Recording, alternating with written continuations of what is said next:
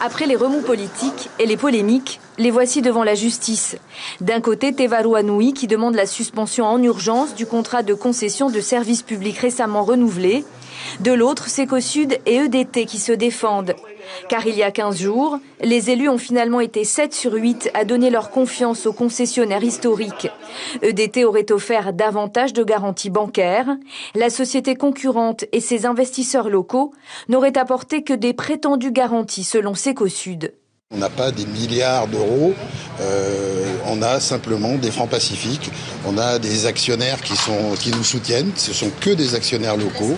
On n'a pas l'argent aujourd'hui pour pouvoir prétendre à gérer ce service public. EDT et Secosud enfoncent le clou pendant l'audience.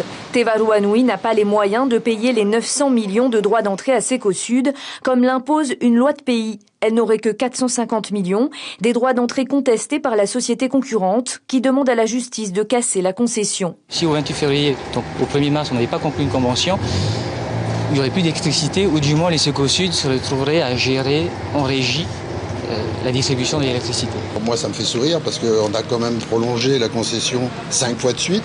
Ça a été considéré comme illégal 4 fois.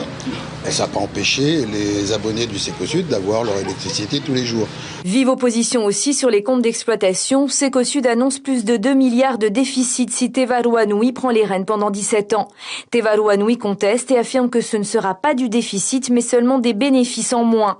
Pas du tout la même chose. Il a pourtant été attribué, mais la bataille autour du marché de l'électricité de la presqu'île n'est pas terminée.